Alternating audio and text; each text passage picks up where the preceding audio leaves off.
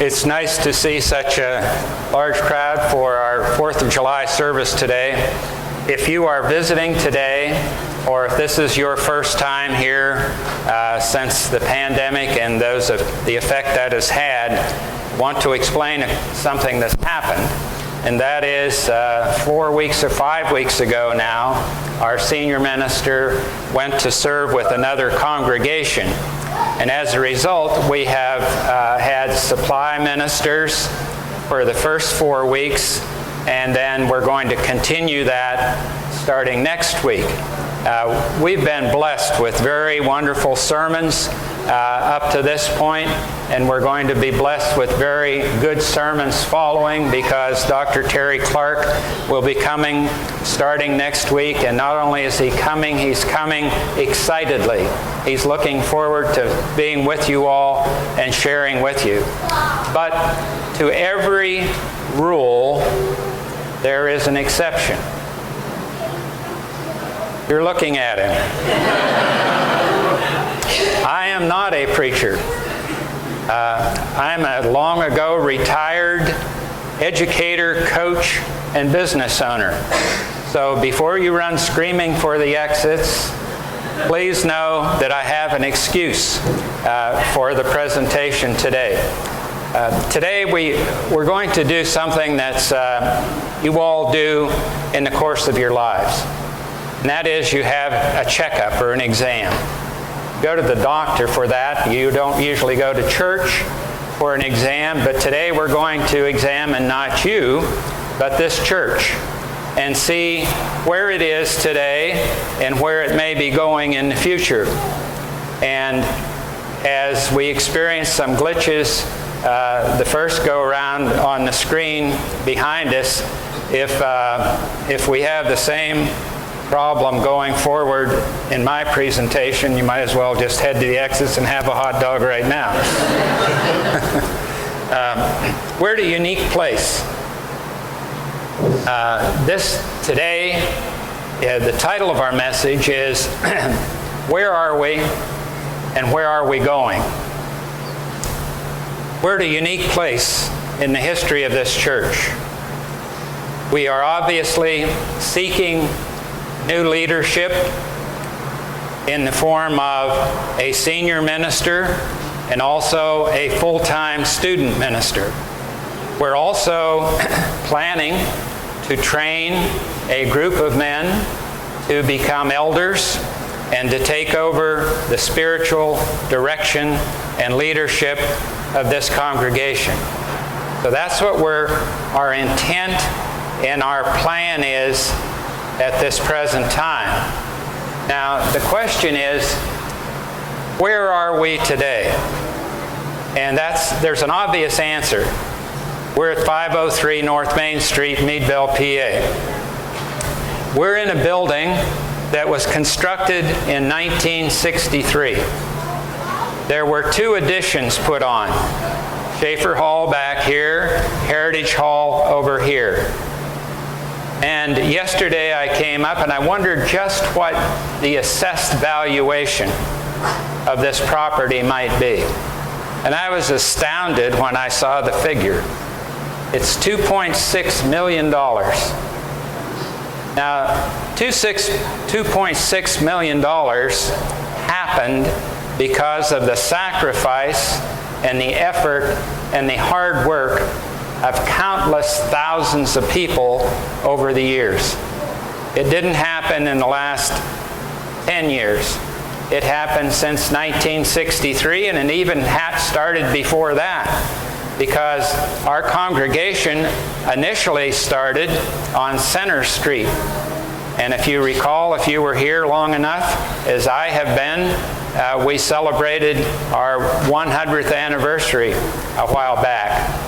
So this congregation is what I would call mature.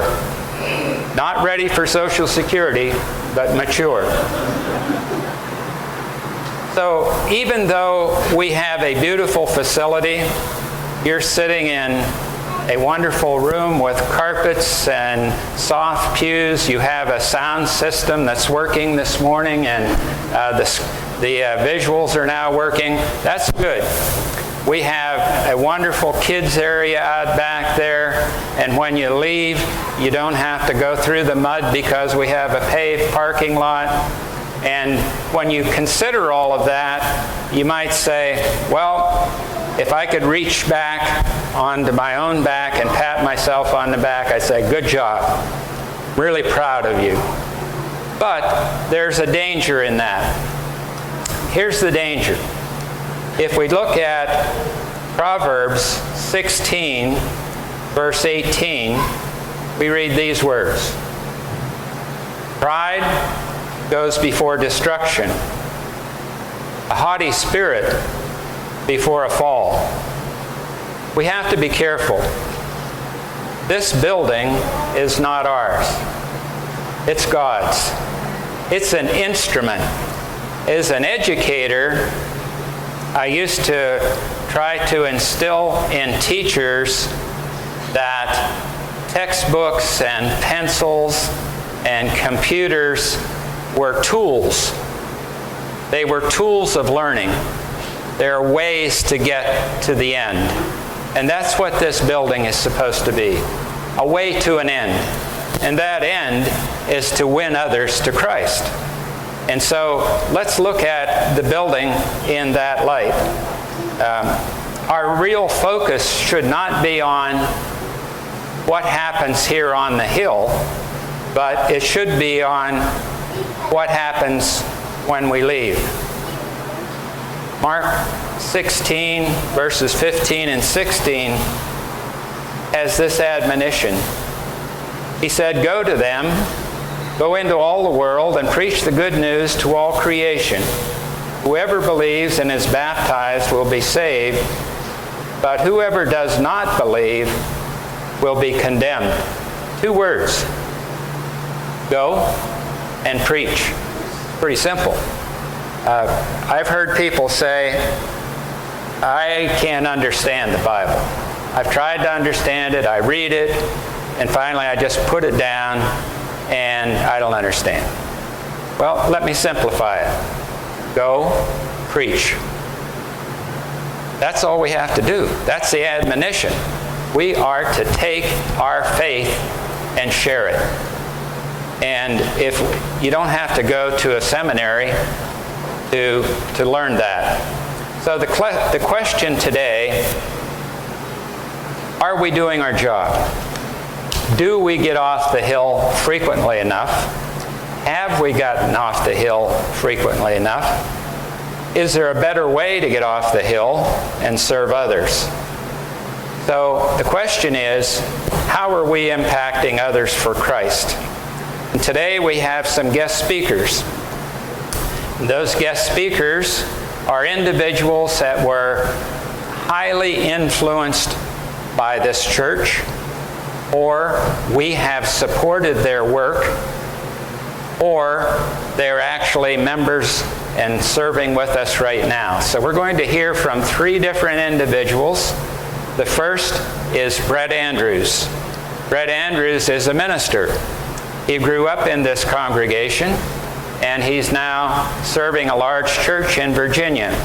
He's going to talk about how this church impacted his young life. Then we're going to hear from Earl Hobner. Earl Hobner is a missionary in Brazil. And if you're not familiar with the Hobners, they're the ones that have the boat that goes up and down the Amazon River and have had a great impact on others. And finally, our other speaker, not finally, just the last speaker, is Beverly Nutter, who is with us this morning, somewhere out here, and she's going to speak about how we impact the local community at the soup kitchen. So let's listen to Brett, Earl, and Beverly. I'm so thankful for Meadville First Christian Church.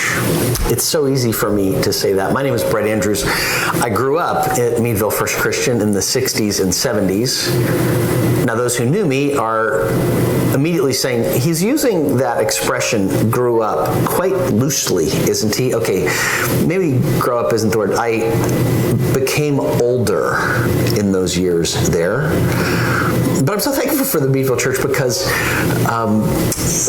of the blessing that you've been in my life through the years.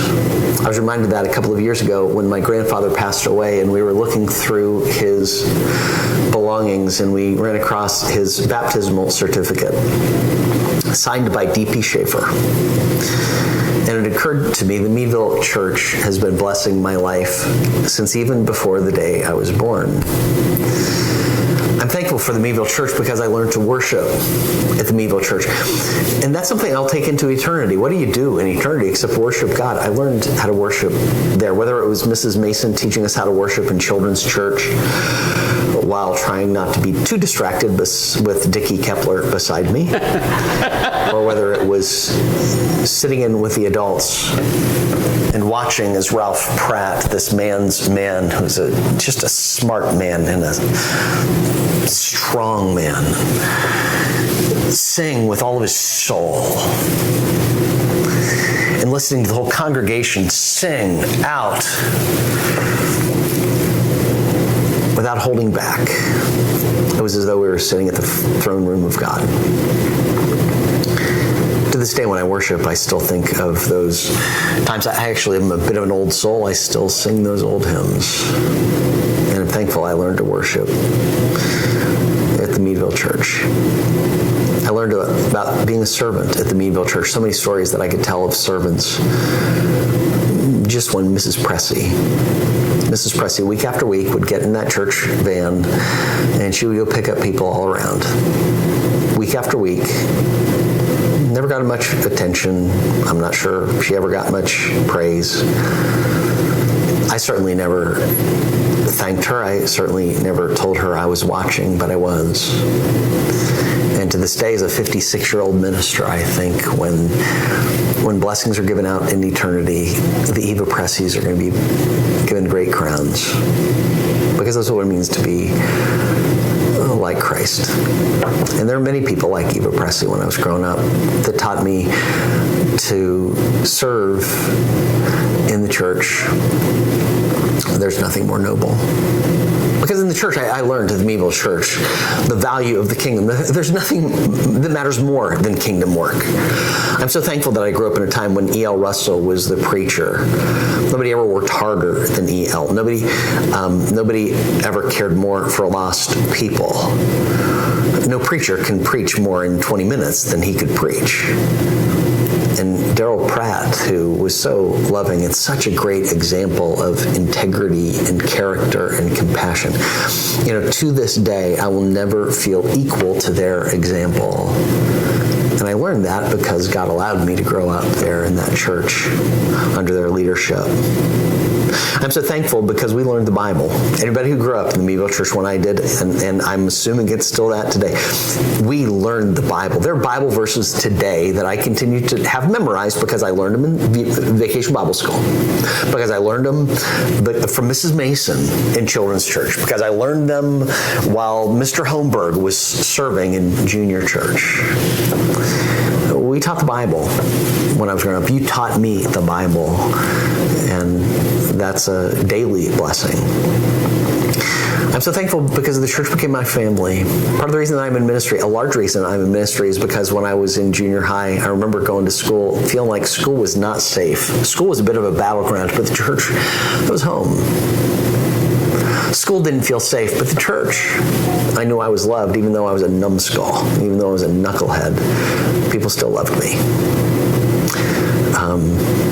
I know if I saw Mr. Mason, he was going to act like he was going to tickle my knee. I knew that people loved me there. I'm so thankful for the church because the vision that he gave me for the church can be. And I'm confident for what God is going to do in the future. Meadville First Christian Church is a great church. You have a great past, but the great past is not because you've just had great people, although you've had some really good people. And your great future isn't because you have particularly great people now, like better than anywhere else, although you have good people. It's because we serve a great Savior.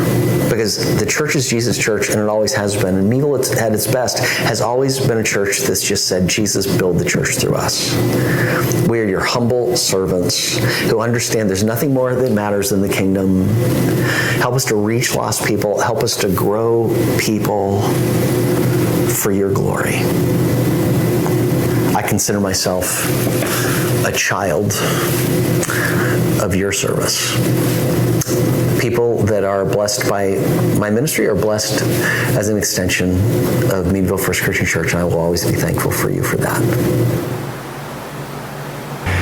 Hello, friends and partners at the Meadville Christian Church.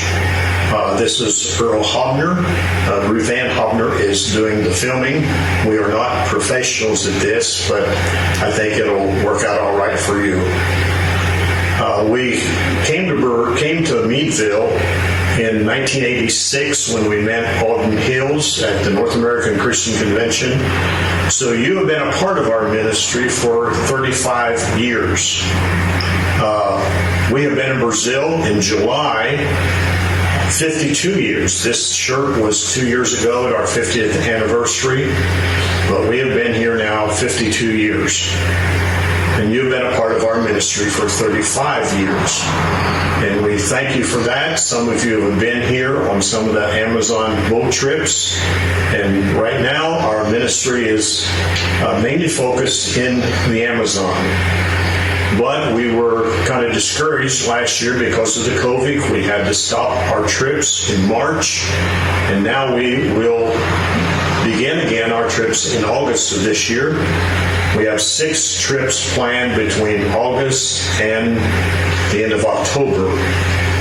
But I want to encourage you because the Meadville Church is an important church in our ministry and in the area where you live and serve there in Meadville.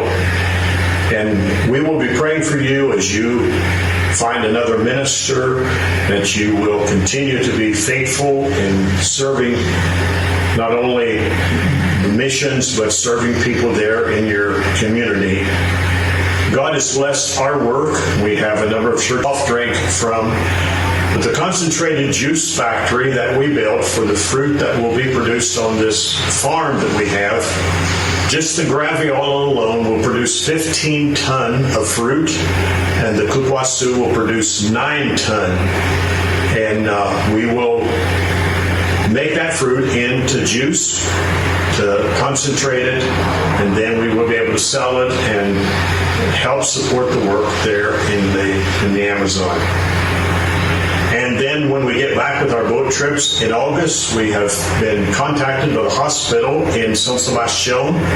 They would like maybe for us to take somebody from the hospital and they could do some vaccinating in the villages. Some of the villages are already getting vaccinated. Things are a lot better than they were. We weren't able to come back. We were planning to come back here in January, but because of the situation, we were going to come back in March, and we didn't. In April, we didn't. And then finally, the middle of May, we were able to come back. And now we'll begin the trips again in August. We are already scheduling trips for 2022 and 2023. And maybe you can get in on one of these trips. Some of the churches go half on a trip with another church half. We need 10 to 12 individuals for each trip.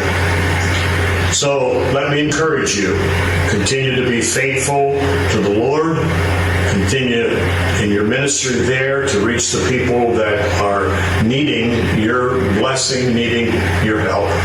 And we pray that you'll continue to pray for us, support us, because our work depends a lot upon, in fact, it depends entirely on people in the States that continue to be faithful in praying and supporting our work.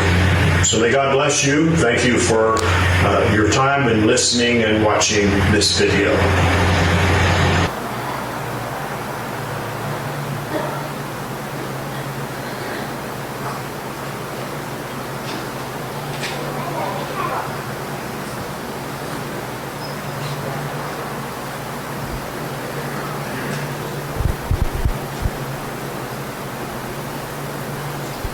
Good morning.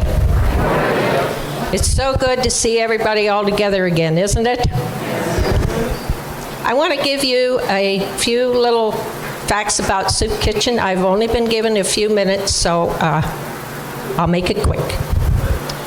We've been in operation downtown at Old Stone Church since 1982. We have a facility that has a good-sized kitchen, dining room, centrally located, good parking.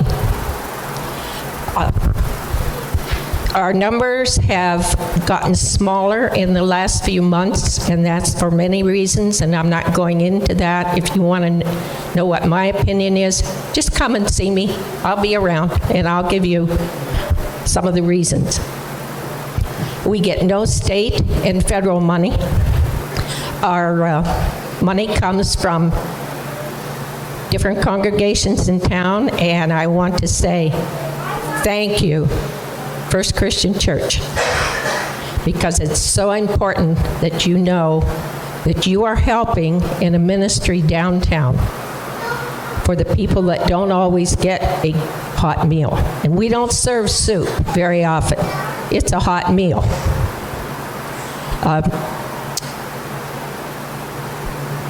It takes us about $90,000 a year to run the program. And I'll explain that if anybody wants to know what that all entails. Again, I would like to say thank you to all of you for your monetary support. And now I'd like to have all of those who have served in the past or are serving now in the soup kitchen to stand up. You need to see who these people are.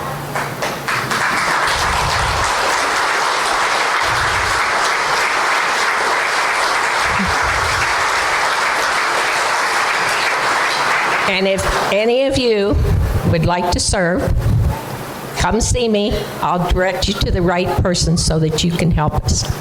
Once again, thank you.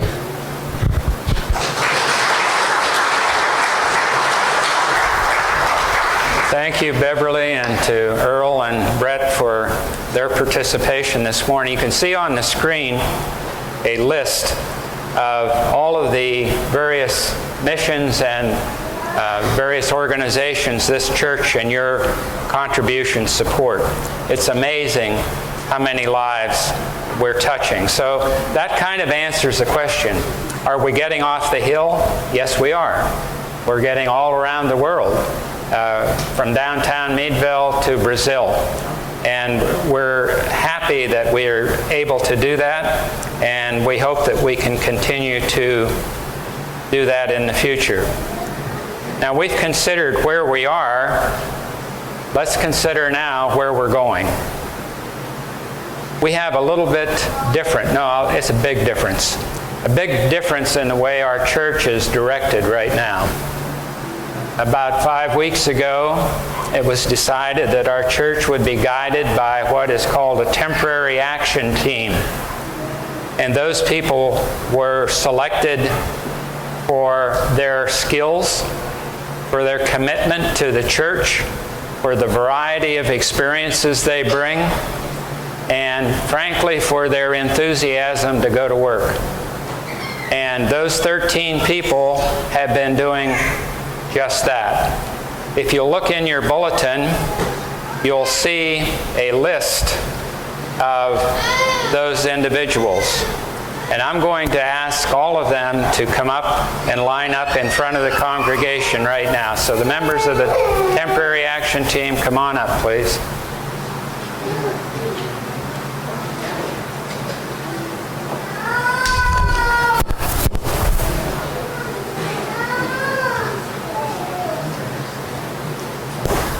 We wanted to have you folks in the congregation, you can spread right out here, you folks in the congregation to see them for a very special reason, and that is that they are all responsible for one or more areas of the congregation and its life.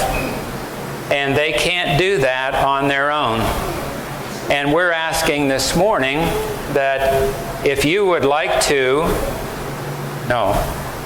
would you join them in participating in their area of expertise? In fact, you can join 2 areas if you care to. If you'll look at your list, and I'm going to ask them to kind of wave at you when I read their name, but if you're interested in community outreach, see Michelle. If you're interested in women's ministry, see Leslie or Linda or Michelle. If you're interested in men's ministry, see Melvin. Seniors, see Maribeth. Facilities, buildings, and grounds, see Jordy. Oh, we're going to need some help, right, Jordy? We got some work to do on that parsonage. Youth, K-12, Roy Bennett, Leslie Mary, Sean Hollabaugh. Those folks have been doing a lot of work, but you can help out. Worship, Danette Little. Now, Danette, there she is.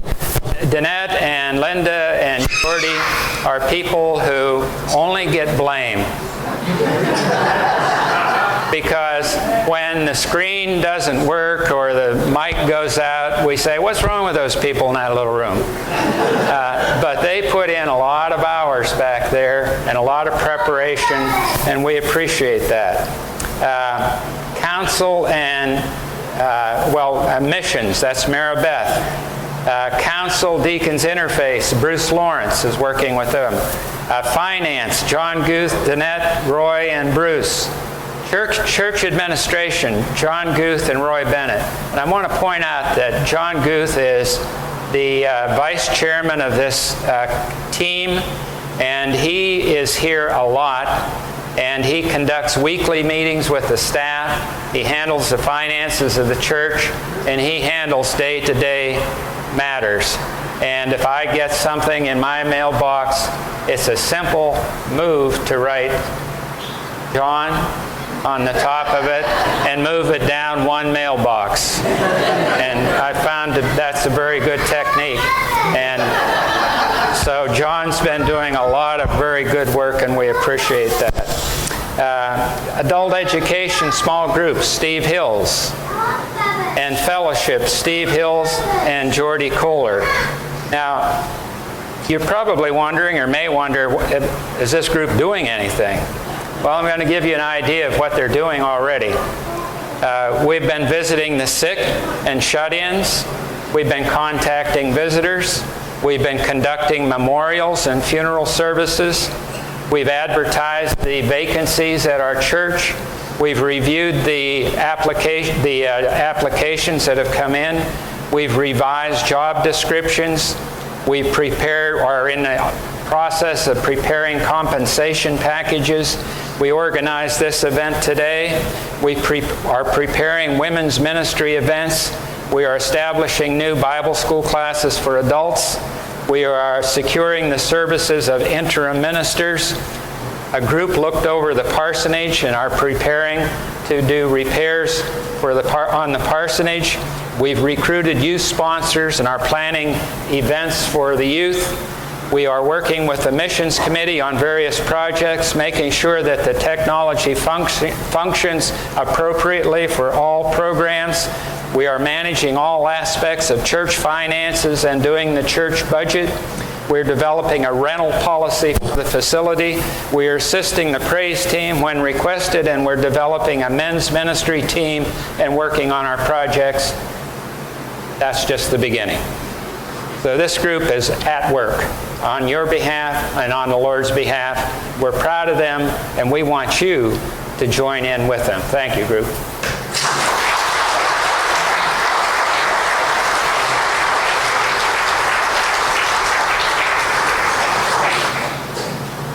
It's obvious that our church has not arrived at this point without teamwork.